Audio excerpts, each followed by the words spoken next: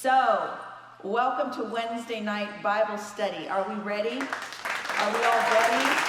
Really loud. Are we all ready? I always like to get that. Okay. Because tonight, the teaching is entitled, No Man Knows the Day or the Hour. It does not say no woman knows. Just, I know. I'm going to tell you guys some stuff. Pastors, we have been ripping on each other for a while now about this. All right, so no man knows the day or the hour. What are they talking about? No man knows the day or the hour of what? Christ's return. Christ's return. All right. The verse that we use, Matthew 24:36. This is the verse. New King James Version says, but of that day and hour, no one knows, not even the angels of heaven, but my Father only. No man knows. So, 1 Thessalonians 4:16 through 18. I'm just going to start with the scripture that's about this epic event. In the New Living Translation, it says, for the Lord himself will come down from heaven with a commanding shout, with the voice of the archangel, and with the trumpet call of God. First, the Christians who have died will rise from their graves. Then together with them, we who are alive and remain on the earth will be caught up in the clouds to meet the Lord in the air. And then we will be with the Lord forever. So encourage each other with these words. The timing of the rapture has been a hot topic on TikTok right now and other things. YouTube, because of the war that's going on in Israel. For those watching online, for those watch this recording later on, it is November 1st, 2023. And there are wars going on. And so my phone has been blown plumb up. Everybody's like, what does this tie into the end times? All right. So tonight I thought I just need to teach on what people need to look for. It is a secondary issue, however. And so for those of you who might be new to my class, I always preface some of my controversial teachings with, this is not something that decides your salvation. So if you believe that the rapture is going to be a surprise and it's going to happen at any point before the tribulation starts, and I happen to believe that it's going to happen when the tribulation ends, you're saved, I'm saved, we're both going to end up in heaven for eternity. This is not a primary issue. It's not a deal breaker. So what I ask for you tonight is, if you've never been in any of my classes on the end times, I might say some things tonight that are like, say what? Just bear with me, listen to what I say, take it home, pray about it. That's all I ask. But many believe that no man is supposed to know the day or the hour, so why do we keep trying to figure it out? Right? I don't stop trying to figure it out. All right, although the word rapture is not used in the Bible, the event is talked about in various books of the Bible. So we can't say that it's not going to happen just because the one word rapture is not the word that they've used. There's people that believe in a surprise rapture. And what I mean by that is it can happen, they believe it can happen at any time because they believe that all of the prophecies have been fulfilled. So it could happen while I'm talking tonight. And if it did, that would be a complete surprise to me and a lot of other people. That's a surprise rapture. So the people that believe in a surprise rapture fall usually into the camp of pre-tribulation rapture theory, which means it's going to happen before the tribulation begins. They use these next few verses to validate their point, and I'm going to read them to you. This is my hard words. 1 Thessalonians 5:1-3 in the New Living Translation. Now concerning how and when all of this will happen, dear brothers and sisters, we don't really need to write you. For you know quite well that the day of the Lord's return will come unexpectedly, like a thief in the night. When people are saying everything is peaceful and secure, then disaster will fall on them as suddenly as a pregnant woman's labor pains begin, and there will be no escape. So it's going to come unexpectedly like a thief in the night. It's going to be a surprise rapture for everybody. Or is it? Because if you read the very next verse, it says it's not going to be a surprise rapture for everybody. Verse 4 in 1 Thessalonians 5:4, New Living Translation says this, "But you aren't in the dark about these things, dear brothers and sisters, and you won't be surprised when the day of the Lord comes like a thief." So there's two categories of people in the Bible. There's those who it's going to catch them completely by surprise, and then there is those who it's not going to catch them by surprise at all. I want to be in that group.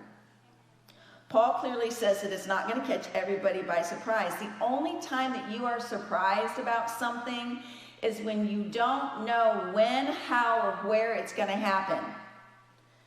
Paul is telling us you're not going to be surprised. You're going to know when, where, and how it's going to happen. And this Bible is going to tell us those answers. Angel Gabriel also alludes to this concept of us being able to know things about the return of Christ when he's talking to Daniel in Daniel 12, verse 4. New Living Translation says this, "But you, Daniel, keep this prophecy a secret. Seal up the book until," okay, there's a condition. Seal it up until when? Until the time of the end, when many will rush here and there and knowledge will increase. Daniel is told to seal up the book of prophecy, which is the tribulation that they're talking about, the end times tribulation. Seal it up until the time of the end when people are running to and fro and knowledge is increasing. And so when I look up words in these lexicons, when I look up the phraseology run to and fro, what do we think? We think about chickens running with their heads cut off. Just busy, running to and fro, and knowledge is increasing. Guys, in the Gesenius Hebrew Chaldee lexicon of blueletterbible.org for the Old Testament, to run to and fro, the Hebrew, the Strong's number is H7751, and the Hebrew word is shoot. And it says to run through a book, to examine it thoroughly. And that is not what I was expecting to see. Daniel, seal up this book of prophecy until the end, when you can examine the book thoroughly and knowledge is increasing. Well, we definitely can do that now. When Jesus told the disciples, though, that no man knows the day or the hour, that was probably in 30 AD, right before his crucifixion. He didn't give the book of Revelation to John until John was imprisoned on the Isle of Patmos in 95 AD. So clearly when Daniel was talking to the angel, that book didn't exist until way later. So we definitely have not only the ability to examine this book of Revelation, we have knowledge at our fingertips that they didn't have back then. I've got lexicons at my fingertips on my phone where I can look up Hebrew and Greek words in a split second to know what words mean. Well, frustrated, Daniel replies to the angel in Daniel 12:8-10 NIV. He says, "I heard, but I did not understand. So I asked, 'My Lord, what will the outcome of all of this be?' And he replied, 'Go your way, Daniel, because the words are rolled up and sealed until the time of the end.'" That's your scroll. In Revelation, sometimes it's called a scroll, sometimes it's called a book. It's sealed with 7 seals. He says, "Go your way because the words are rolled up and sealed until the end. Many will be purified, made spotless, and refined, but the wicked will continue to be wicked. None of the wicked will understand, but the wise, those who are wise, will understand." Well, because Daniel 12:10 says the wise will understand this book of prophecy, 1 Thessalonians 5:4 says some of us will not be surprised at all, And Jesus unsealed the 7 seals and unrolled the scroll in the book of Revelation. And it's at our fingertips now so that we can run through the book and examine it thoroughly. I am a firm believer that we can know a whole lot more than what the disciples could know back when Jesus said, no man knows the day or the hour. Now, I know people have been guessing wrong for centuries, and it leaves a very bad taste in my mouth, and it probably leaves a very bad taste in y'all's mouth when people call the date of the Lord's return and they miss it completely. It's frustrating, but that doesn't mean we just give up and say, oh, it's just going to be a surprise. Nobody's supposed to know. Well, Paul clearly tells us the wise people aren't going to be surprised. Well, I want to be in that group. I want to know as much as I'm allowed to know, so I'm not going to give up the hunt. So in my teaching called From Presence to Presence that I taught last month, and I taught on the menorah, we walked through the first 4 Jewish feasts on this menorah, and I told you that we would cover the next ones at a different time. Well, tonight we're going to cover number 5. This menorah is such a unique thing. It's a perfect picture of a prophecy timeline of Jesus' plan of redemption for mankind. It's no coincidence. 7 is the number of perfection, and 7 is the number of completion in the Bible, and there are 7 feasts on this Jewish menorah. The 7 events of Christ's plan of redemption for mankind are literally represented right here. This, Christ's crucifixion. This, Christ's burial. This feast, Christ's resurrection. This feast, the infilling of the Holy Spirit at Pentecost. This feast, Christ's return for the rapture and the resurrection of the believers. This feast, the Day of Atonement, which is the Battle of Armageddon.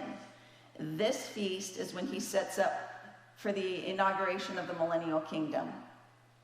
His entire plan of redemption for mankind is spelled out right here in front of us. The 4 first events of Christ's plan of redemption were fulfilled perfectly to the day that those feasts are celebrated. Perfectly to the day. So I have no reason to believe that the last 3 would not be fulfilled perfectly to the day of those feasts as well. We have a decoder ring. We just don't have the year. We don't have the year of the next feast, which is his return. If we had the year, we could look up the day of Feast of Trumpets, which is called Rosh Hashanah. We could look up the day of Yom Kippur, which is the Day of Atonement. And we could look up the day of Sukkot, which is the Feast of Tabernacles.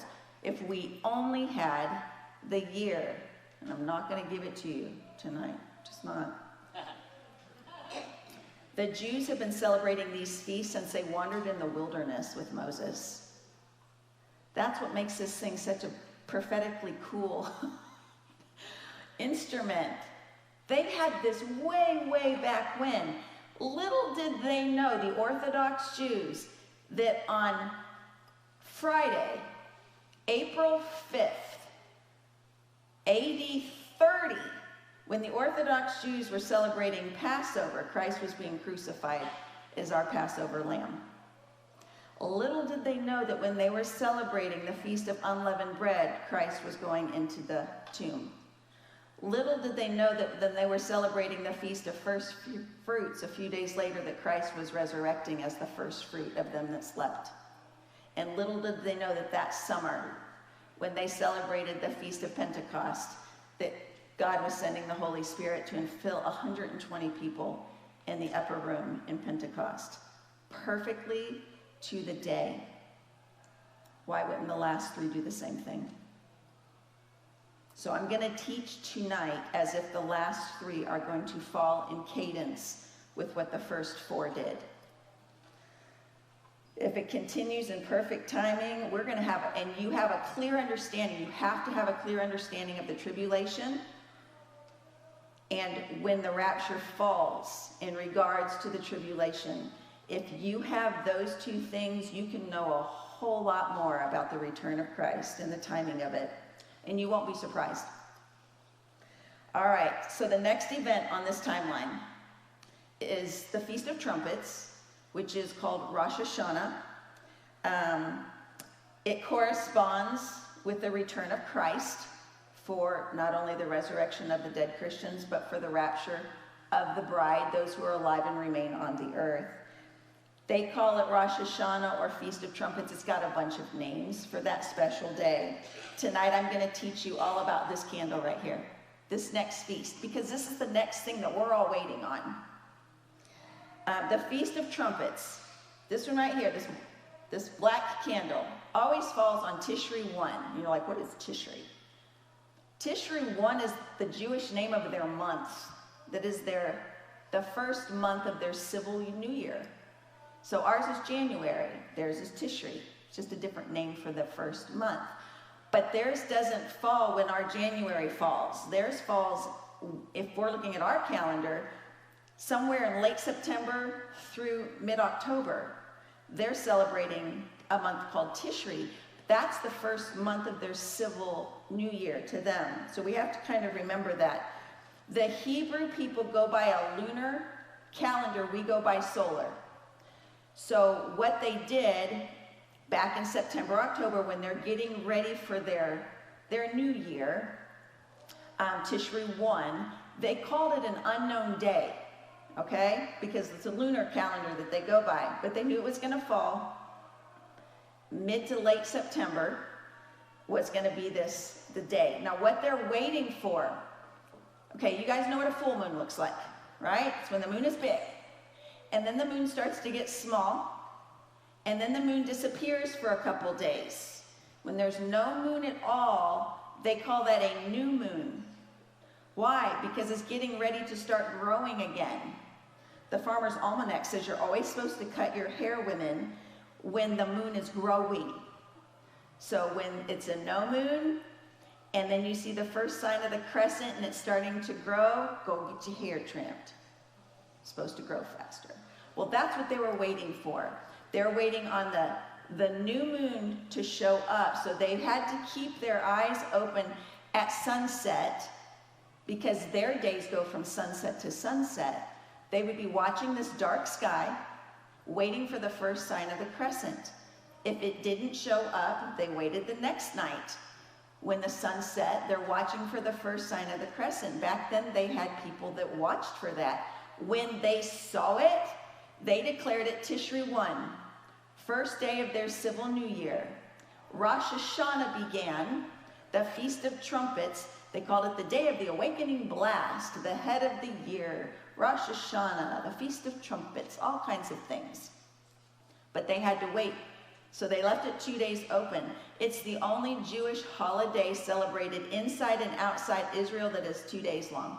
So they call it a 48-hour period of time. It's a day, but it's like considered a really long extended day. But to us, our days are 24 hours. So it's technically a 2-day holiday. They're waiting for the crescent moon to show up. I believe that might be why Jesus said what he said. You know, they spoke in idioms a lot in the Bible. An idiom is a secret way of saying something. He said, no man knows the day or the hour. You want to know what the nickname of this day is? Not really the nickname. It's actually one of their names. It's called the unknown day. Rosh Hashanah is the unknown day. No man knows the day or the hour of my return, because it's a 48-hour period of time. Not only is it a 48-hour period of time, but many scholars believe, like I believe, that this menorah tells us that the Lord is going to return during that 48-hour period of time during one of those 2 days. So they didn't have the ability back then to do what we have now. With the knowledge that we have, we can track future holidays. We can track lunar cycles. I can't do it, but I can get on my computer and type in, when is Rosh Hashanah next year? And I wrote down like the next 7 years worth of Rosh Hashanahs. And I kept typing and like, surely they don't know in 2040. It went all the way up to 2099. They know when the 2 days of Rosh Hashanah are going to be on. They can track the moon cycles. Knowledge is increasing. Plus, we have the book of Revelation that we can examine thoroughly. So I am a firm believer that we can know a lot more than the people that Jesus was talking to. So just for instance, remember I told you Rosh Hashanah falls somewhere in like September, October? Next year, 2024, it starts at sundown. Remember, their days start at sundown, October 2nd. And then it ends at nightfall, October 4th. That's 2024. Sometimes they're in mid-September, sometimes they're late September, sometimes it's early October, but it's always right around there, all the way up to like 2099. It's always in September, October. So because many scholars believe that Christ is going to return in Rosh Hashanah, which is a 48-hour period of time, there is no way to know the day or the hour.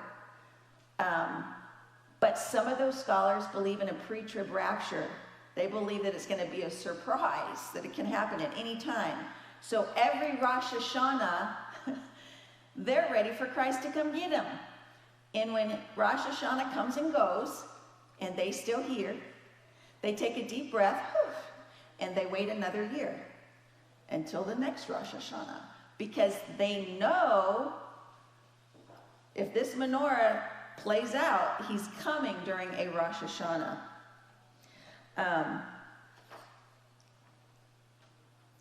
Then there's those people on TikTok and YouTube and all over the TV that just pick any old random day and say, he's coming back. He's coming back. I saw one that said September 19th of 2023, Jesus is coming back. How many of you guys saw that one? September, anybody see September 19th? Okay, yep, a couple people.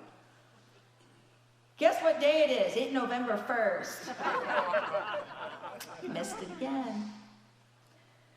We can't just, and September 19th wasn't even Rosh Hashanah this year. I mean, if you're going to be guessing, at least guess something that makes sense in the Bible.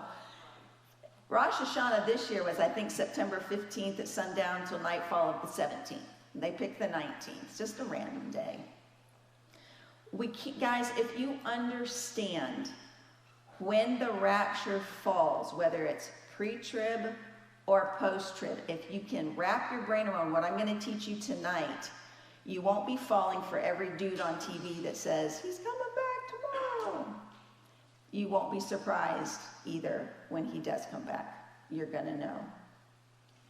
Matthew tells us exactly the timing of pre-trib or post-trib rapture. You ready?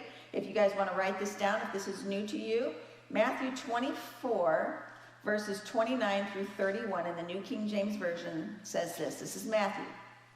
Immediately after the tribulation of those days. What was the second word in that sentence? Okay. All right. I didn't make it up. I'm just reciting the Bible. Immediately after. Okay, so this is going to be my little timeline tribulation. So if I do stuff here, this is pre-trib stuff. This is tribulation stuff. This is post-trib stuff, okay? Immediately after the tribulation of these days, the sun will be darkened. We need to explain this. The sun's dark, why? Because their days start at sunset. The sun has set. There is nothing in the sky. The moon will not give its light. Why? Because it's the new moon. There's no moon. The stars will fall from heaven, and the powers of the heavens will be shaken. Then the sign of the Son of Man will appear in the heavens, and all the tribes of the earth will mourn. They will see the Son of Man coming on the clouds of heaven with power and great glory. He will send his angels with the great sound of a trumpet.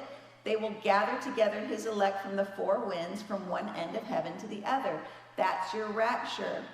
That's when Christ returns in the clouds, not the earth, the clouds, and the dead in Christ will rise first, then we who are alive and remain and survive the tribulation will be raptured up into the clouds to meet the Lord in the air. This is exactly what Matthew has just spelled out as clearly as he can. That's why I used a black candle for Rosh Hashanah, because of the dark, black, pitch black sky. It is dark until it's not, until the sign of the Son of Man comes. It's pitch black. So here's Paul. 1 Thessalonians 4:16 and 17. I'm going to read you this verse again, these verses. King James Version. For the Lord himself will descend from heaven with a shout, with the voice of the archangel, and with the trumpet call of God. And the dead in Christ will rise first. Then together with them, we who are still alive and remain on the earth will be caught up into the clouds to meet the Lord in the air. Then we will be with the Lord forever. So encourage each other with these words. That's Paul describing the rapture.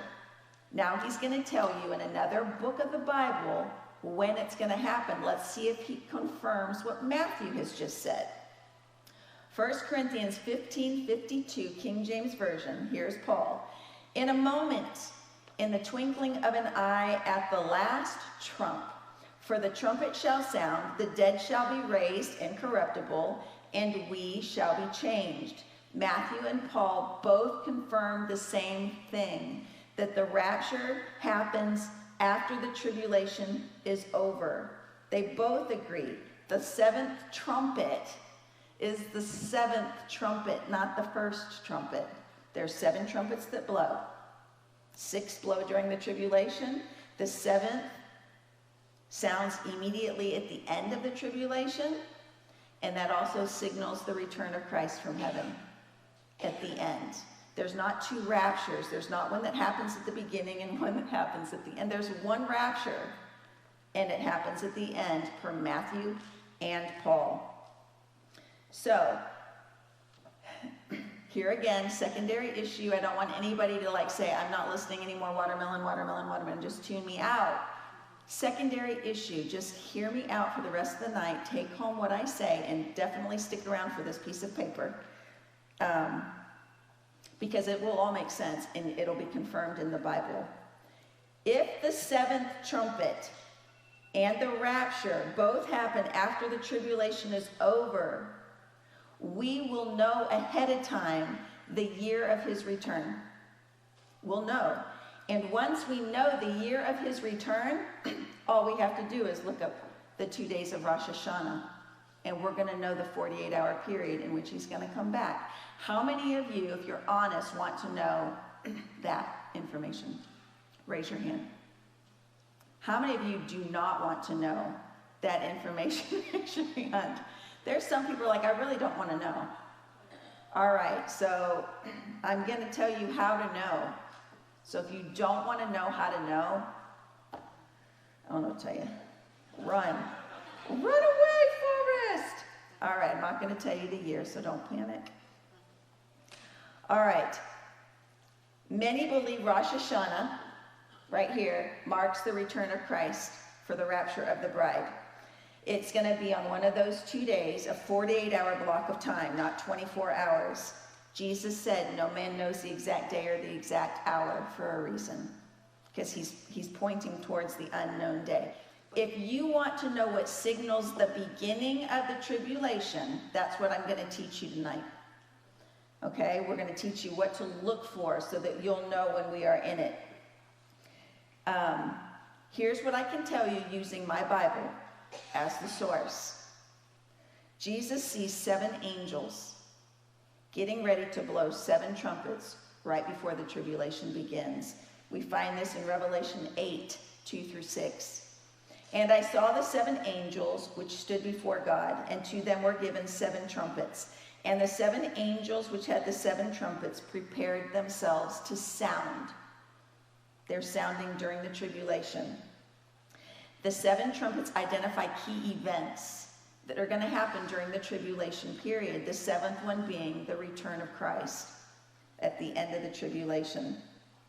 The events seem scary when you read them at first sight, but when you study them like I've studied them, to be forewarned is to be forearmed.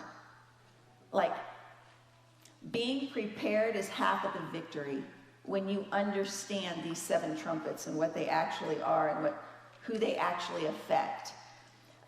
Pre-tribulation rapture believers, unfortunately, are not preparing for the tribulation because they've been taught that they're not going to be here during the tribulation. They've been taught that they're going to be raptured up before the tribulation ever starts.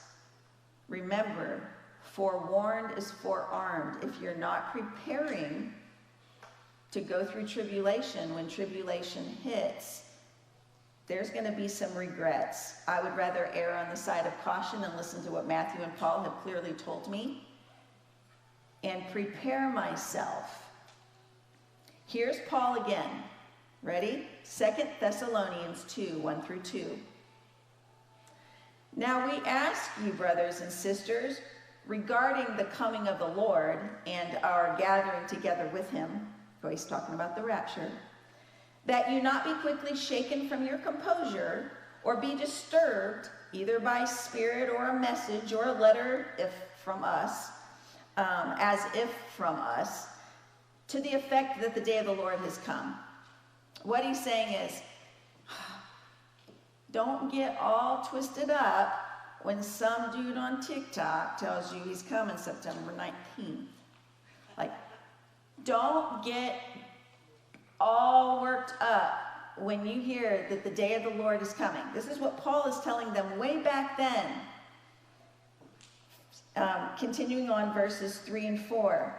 Let no one deceive you in any way, for it will not come unless...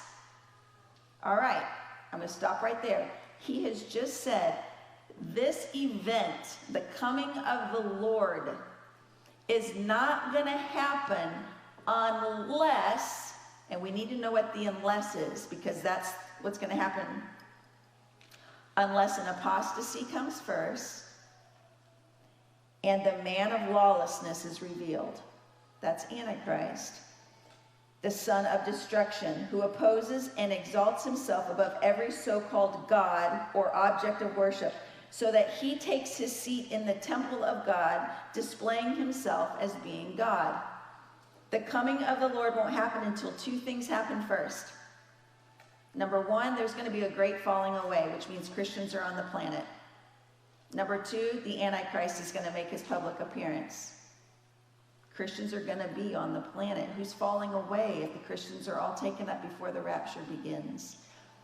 The sad thing about it is, people ask me all the time, well, why do you think they're falling away?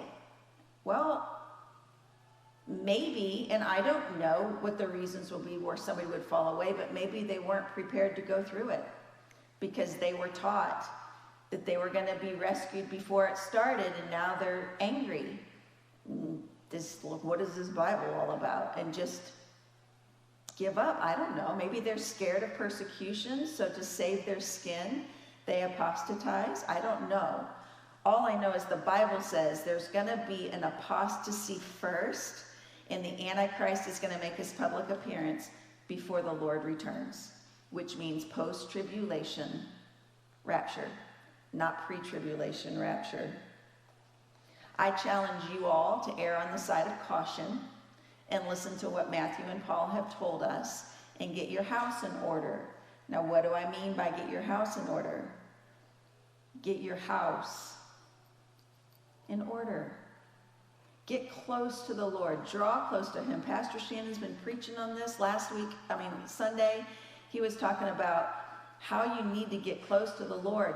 Build yourself up in the Lord. Stay close to the Lord. You need to stay close to the Lord all the time, because he's going to be telling his children what to do, how to prepare, and what he needs from us if we're still here on the planet when this takes place. He needs his frontline soldiers to not be shrinking back in fear. He wants us to be on the front lines, winning souls, because he wants that none should perish. It's a 3.5-year wake-up call.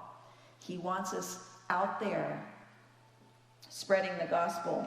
But immediately after the tribulation is over, The rapture is going to happen, and the day of the Lord is going to begin. Now, the day of the Lord, when I looked up the word day, emera, it said the day of the Lord is the last day. It's this one right here. The last day of this present age. So this present age, it's the last day of this present age when Christ will return from heaven, raise the dead, hold the final judgment, and perfect his kingdom, which is millennial kingdom. This day is not a 24-hour day that he accomplishes all of this, okay? The day of the Lord is a metaphor for the time of the Lord. And the day of the Lord could be that 1,000-year day. In 2 Peter 3:8, it says in the King James Version, "But beloved, be not ignorant of this one thing." This is your millennial kingdom candle right here.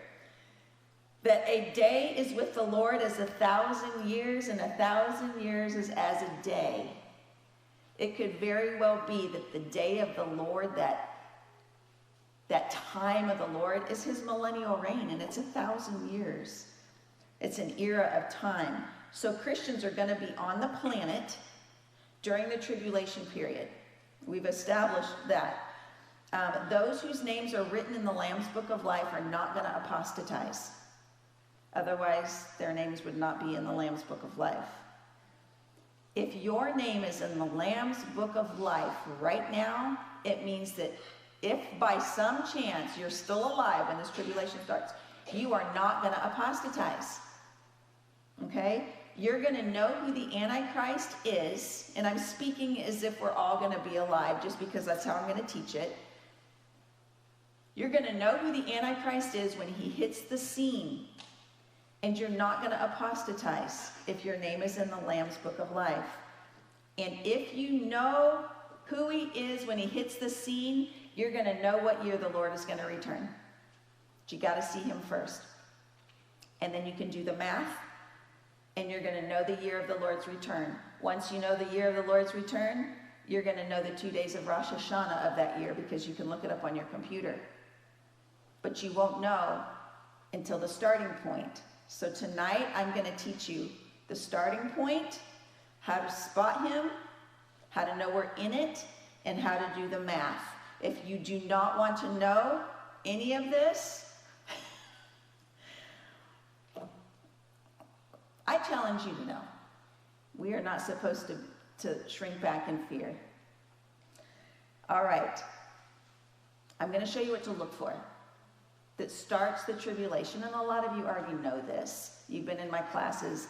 This is not something new to you, but for those of you who might be listening to me for the first time or here for the first time, I'm going to show you what to look for. Number one, you're looking for the Antichrist to show up. A lot of people ask me, is the Antichrist a spirit, like the spirit of the Antichrist, or is it an actual person? It is an actual person.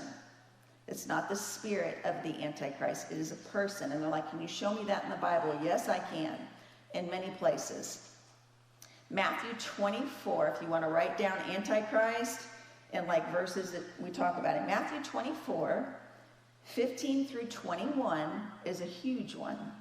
And it says in the King James Version, "When you therefore shall see the abomination of desolation spoken of by Daniel the prophet standing in the holy place, whoso readeth, let him understand. Then let them which be in Judea flee into the mountains. Let him which is on his housetop not come down to take anything out of his house. Neither let him which is in the field return back to get his clothes. And woe to them that are with child," which means pregnant, "or to them that are nursing in those days. But pray that your flight be not in winter, and neither on the Sabbath day. For then shall be great tribulation, such as was not since the beginning of the world to this time, no, nor ever shall be." The abomination of desolation is a statue that the false prophet is going to make or have built of the Antichrist at the beginning of the tribulation. I've had people say, show me where it says it's a statue. And I'm like, okay, here's where it says it's a statue. And there's other places too, but this is one of them. Revelation 13:12-15, New Living Translation. He, the false prophet, exercised all authority of the first beast, which is your Antichrist. And he, the false prophet, required all the earth and its people to worship the first beast, whose fatal wound had been healed. Another thing to prove that it's an actual human being, the Antichrist has a fatal wound, which means he's died and he's resurrected from the dead. He's come back to life. Okay, so it's an actual human. He, the false prophet, did astounding miracles, even making fire flash down to the earth from the sky while everyone was watching.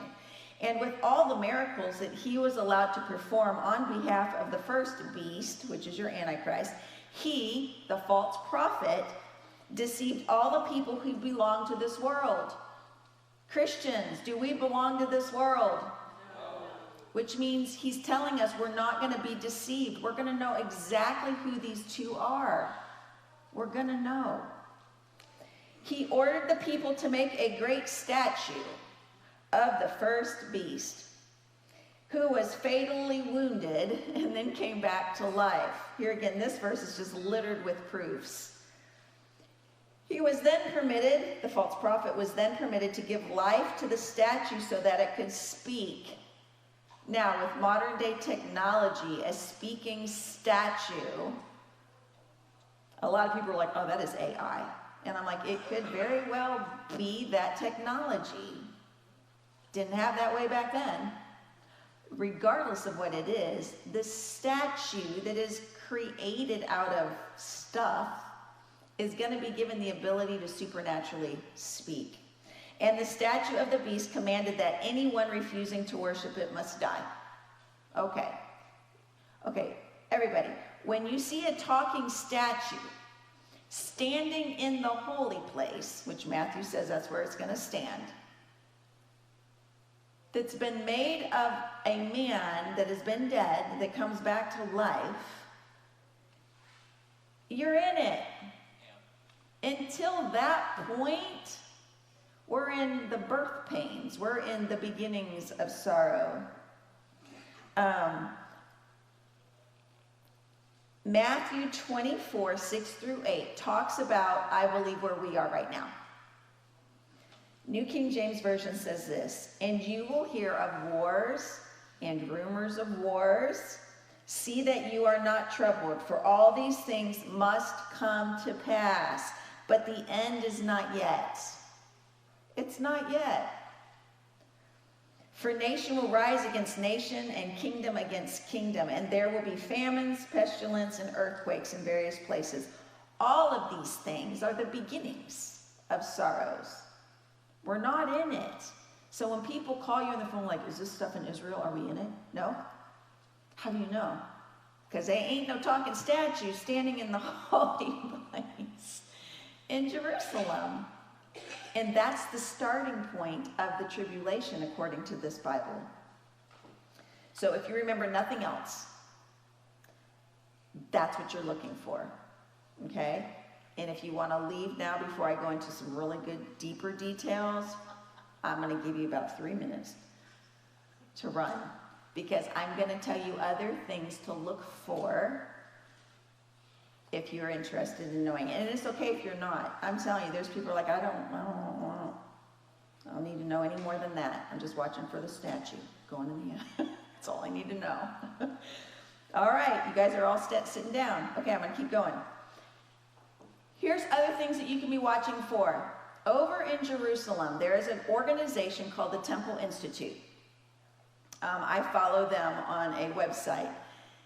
They have everything they need to reconstruct that temple, the third temple. They've got walls already constructed. They've got the altar of incense, the table of showbread, the menorah. They've got all the utensils. They've got the Levitical priesthood, the sons of Aaron that are going through classes right now so that they can be prepared, that they know how to do sacrifices when they reinstate sacrifices over there. They do not have a temple, so they can't do any of this right now. The temple has to be reconstructed on the Temple Mount.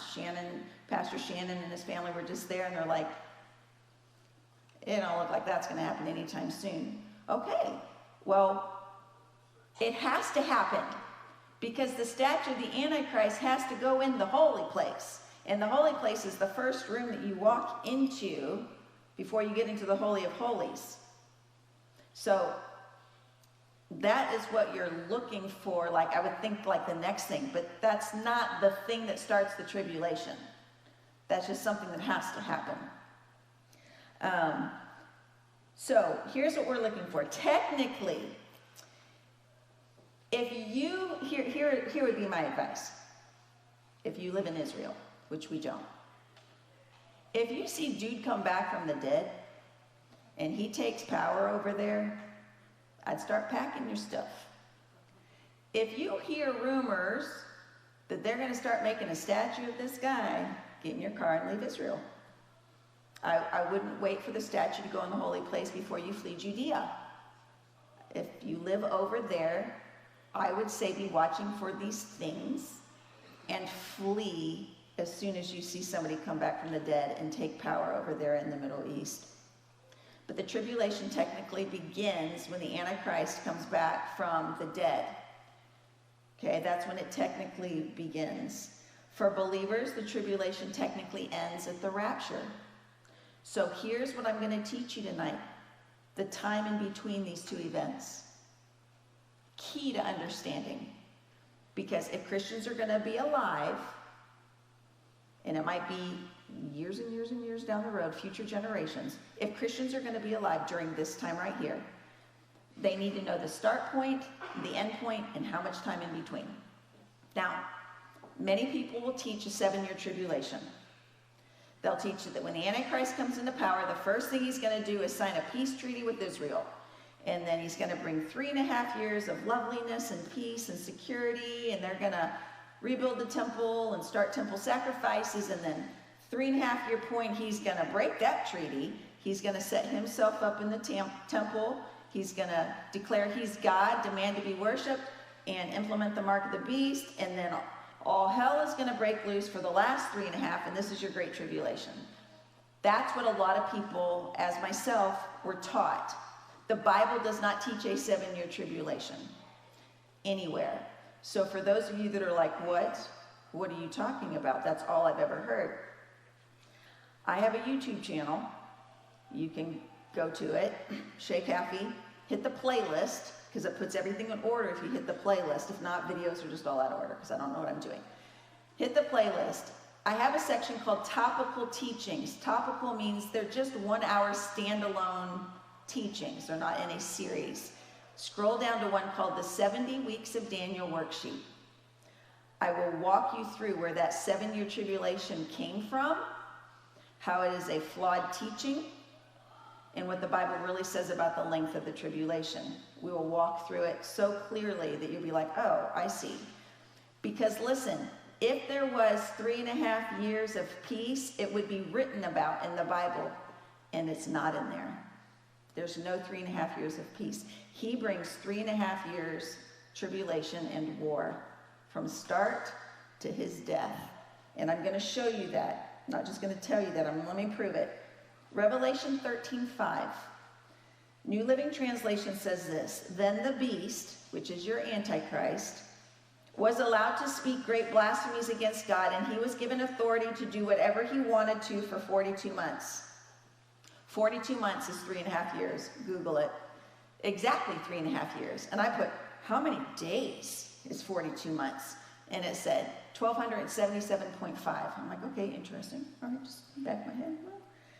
3.5 years. So he's going to bring war for 3.5 years. The good news is this, for those of you that thought it was 7 years long, it's not. If we're alive, it's 3.5. That's all that it's going to be. When he takes power, you can fast forward 42 months and find out his death date. Or find out his death month. Well, that's pretty cool. You're going to know a lot of things once he shows up. Next, we're going to learn what part of the third temple has to be rebuilt. In Revelation 11, 1 through 2, NIV, it says this, I was given, this is John, I was given a reed like a measuring rod, and I was told, go and measure the temple of God and the altar with its worshipers, but exclude the outer court, don't measure it, because it's been given to the Gentiles, and they're going to trample the holy city for 42 months. It's the same 42 months. The Antichrist takes power, he takes power for 42 months. He takes power and he goes against Jerusalem. Jerusalem gets trampled for 42 months. It's the same 42 months. It's 3.5 years. Let's see. Then we've got the two witnesses. Two witnesses are talked about in Revelation 11:3, NIV. And I will appoint my two witnesses, and they will prophesy for 1,260 days, clothed in sackcloth. Same thing. How many days or how many months or how many years is 1,260 days? So I typed in how many years? 3.4497628. I mean, it is just shy of 3.5 years, which makes sense because the Antichrist kills the two witnesses right before the seventh trumpet blows. If I did my math right, it's about a week before the seventh trumpet blows. They lay in the streets of Jerusalem for 3.5 days. Nobody's allowed to bury them. Then God breathes his breath back into them. And they raise up, and then they ascend into the third heaven. And a few days later, my calculations are correct, the seventh trumpet blows. And he raptures the Christians off the planet because the two witnesses have completed their job. 1,260 days of testifying on the streets of Jerusalem. Not 7 years. Well, if the Antichrist has 42 months from start till death, we need to know about his death date. When does he go down? Revelation 16, if you want to put this in your notes under the Antichrist information. Revelation 16, 13 and 14, and verse 16 says this in the New Living Translation. And I saw 3 evil spirits that looked like frogs leap from the mouth of the dragon, the beast, and the false prophet. They are demonic spirits who work miracles and go out to all the rulers of the world to gather them for battle against the Lord on that great judgment day of God the Almighty. And the demonic spirits gathered all the rulers and their armies to a place with the Hebrew name called Armageddon. In Revelation 19 through 20 in the New King James Version, it says, And I saw the beast, the kings of the earth, and their armies gathered together to make war against him who sat on the horse and against his army. Then the beast was captured. There's your Antichrist. He was captured, and with him the false prophet who worked signs in his presence, by which he deceived those who received the mark of the beast and those who worshipped the image. These two were cast into the lake of fire, burning with brimstone. So the Antichrist's 42-month reign of terror ends right before the Battle of Armageddon. The Battle of Armageddon coincides with the Day of Atonement. This happens 10 days after Rosh Hashanah. So if you've got the Day of Atonement is his death day, that's why I used a red candle, because the blood will run as high as a horse's bridle. This is when Christ's second coming, where he actually comes to the earth and splits Mount Olives for the Battle of Armageddon. So this right here happens 10 days after Rosh Hashanah, after the rapture. Well, it's called Yom Kippur. So if you ever look in your calendar, you're like, I don't see. Yom Kippur is the Day of Atonement.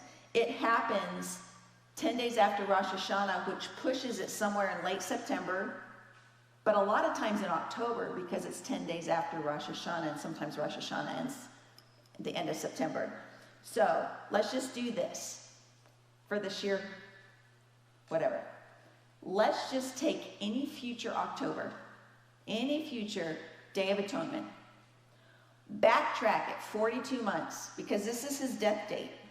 It's going to be a different day, but more than likely it's going to be in October. Backtrack it 42 months, you have the month that the Antichrist is going to show up. It'll put you in an April, 3.5 years earlier in an April. Okay? A lot of you are like, this is just too much information. So more than likely, this is what I'm looking for, because I'm going strictly by this menorah. He's going to show up in April, the Antichrist is. They're going to make a statue of him in April. They're going to put it in the holy place, which has to be rebuilt before a future April. Passover is in April. Unleavened bread is in April. The Feast of First Fruits is in April. Why wouldn't they desecrate the temple right before their Passover celebration? It makes complete sense if you use this menorah as your timeline. If you want to just throw this in the trash and say, then we have nothing. We just have scriptures. But I'm teaching you as if the menorah is our timeline. It's not meant to scare anybody. It's information for your back pocket, because you may never be alive when this happens. But you could pass this information down to people. The menorah, if it is right, this is what you can know, and I'm going to end with this. Before the start of it all, and this is what's on your treasure paper. Before the start of it all, tribulation, you're looking for a temple to get rebuilt. Now, that does not signify the beginning of the tribulation. Matthew didn't say, when you see the temple go up, run. It's not what he said. He said, when you see a statue go in the temple of the Antichrist of the end times, flee Judea. So, but this has to happen first, because there has to be a place to put the end times statue. So that's what happens beforehand. Now, the start points. You've got the Antichrist. He's going to show up, according to this, in an April of a future year. They're going to make a statue of him. They're going to put it in the holy place, and the tribulation is going to begin. The two witnesses are going to show up in that same April. They have to, because they have 1,260 days, and they get killed before the rapture. They're going to show up in that same April. They're going to be wearing Old Testament sackcloth. They're going to be on the streets of Jerusalem. You're watching for that. They can breathe fire. You're watching for that. The tribulation is in Jerusalem. It talks about Jerusalem being desecrated and trampled on for 42 months. So the tribulation is going to start in April of a future year. Okay, that's your start point. I know, I'm almost done. Your length of time, your duration. The Antichrist, 42 months from start to finish. It's 3.5 years exactly. Your two witnesses, 1,260 days. They're 17.5 days less than the Antichrist, if they started on the exact same day. 1,260 days. And then the tribulation, it says it's trampled for 42 months. So you got three things all saying the same thing. This tribulation is 42 months long, not 7 years. Your ending points. The Antichrist gets killed at the Battle of Atonement. The Day of Atonement, the Battle of Armageddon. 42 months after he starts. Okay, that's his death date. The two witnesses are killed 1,260 days after their start. The tribulation ends with the rapture 42 months after its start. All right? So we've got the rapture happening here. This is Rosh Hashanah, the unknown day. It's a 2-day period of time, 48 hours long. This is the return of Christ. So here's where we are right now. We are between the Pentecost candle and Christ's return. This is like the church age. This is the next thing he's going to do. Tribulation and then return of Christ. Then after that, 10 days later, this is Tishri 1. Tishri 10, Day of Atonement, Battle of Armageddon, false prophet, Antichrist go down, literally to the pit of hell. And then 5 days later, the Jewish people start to gather back for the day that he does a judgment, and he starts setting up for the millennial reign, his 1,000-year millennial reign of Christ. He's going to hold a judgment. He's going to bring the martyrs back to life that died during the tribulation. He's going to set them in their land, and he's going to dwell with them, and Satan's going to be bound for 1,000 years. So,